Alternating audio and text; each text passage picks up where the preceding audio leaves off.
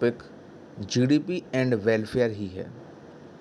अगर हम बात करें जीडीपी एंड वेलफेयर की, तो कुछ बातें जान लेते हैं जीडीपी के बारे में, जिसमें आपको दो तरह की जीडीपी बताई गई थी। एक था आपका रियल जीडीपी और दूसरा आपका था नॉमिनल जीडीपी। साथ ही साथ इसमें आपको कन्वर्जन भी बताया गया था और एक दो न्यूमेरिकल भी कराए गए थे। एक वीडियो में मैंने आपको बताया भी था कि जो रियल जीडीपी होती है ये ज़्यादा बेहतर होती है नॉमिनल जीडीपी से, और उसका कारण मैंने बताया था कि जब हम लोग किसी ईयर को उसका बेस प्राइस इंडेक्स लेते हैं तो जो डाटा निकल के आता है वो ज़्यादा एक्यूरेट आता है, और उस डाटा का जो इस्तेमाल होता है वो बेहतर इस्तेमाल किया जा सकता है वेलफेयर के तौर पर। हम पिछले सालों का डाटा अगर उठाएंगे तो हम आने वाले भविष्य में ज़्यादा बेहतर चुनाव कर सकते हैं कि अगर हम लोग आज का यानी कि इस ईयर का डाटा उठाएंगे तो बेहतर चुनाव करना थोड़ा सा कठिन होगा। इस वजह से मैक्रो इकोनॉमिक्स में चैप्टर 3 में माना गया है कि real GDP better index of economic growth है, किससे? नॉमिनल जीडीपी से। तो उसी संबंधित बात है ये कि real GDP is considered is an index of welfare of the people. Welfare of people is major as term of ability of goods and services per person.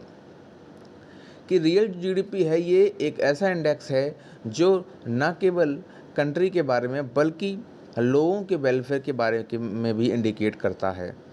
Welfare of index को नापने के लिए, मापने के लिए हम लोग ये मान सकते हैं कि लोगों तक गुड्स और सर्विसेज कितनी अवेलेबिलिटी में पहुंच रही है। यानी कि हम सीधे तौर पर कह सकते हैं कि जीडीपी का बेहतर होना सीधे तौर पर उस इकोनॉमी में, उस कंट्री में रहने वाले लोगों का जो स्टैंडर्ड ऑफ लिविंग है उसका बेहतर होना माना जाता है।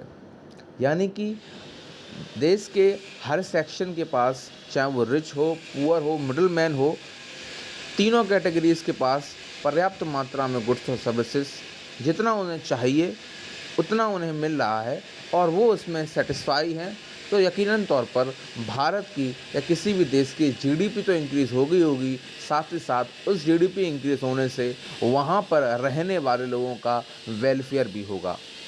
ये वेलफेयर कैसे पता लगाया जाता है? तो इसमें लिखा है कि गुड्स और सर्विसेज की एबिलिटी कि पर पर्सन के पास जो गुड्स और सर्विसेज की मौजूदा स्थिति है वो कितनी है और कैसी है। अगर हम बात करें इसके लिमिटेशंस की, तो कुछ इसकी लिमिटेशंस भी हैं और जिन लिमिटेशंस को हम लोग इस वीडियो में कवर करेंगे। देखिए, पहला लिमिटेशन है वो है डिस्ट्रीब्यूशन ऑफ इनकम।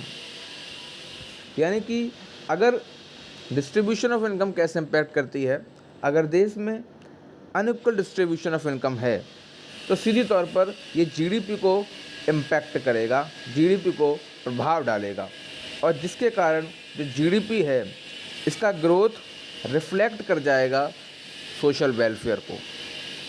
हम लोग साधारण भाषा में जान सकते हैं कि आज के भारत में जीडीपी इंक्रीज़ हो सकती है या हो रही है, लेकिन जो डिस्ट्रीब्यूशन ऑफ इनकम है वो बिल्कुल भी इक्वल नहीं है, और इसी कारण डिस्ट्रीब्यूशन ऑफ इनकम के इक्वल ना होने के कारण लोगों का वेलफेयर भी नहीं हो पा रहा है।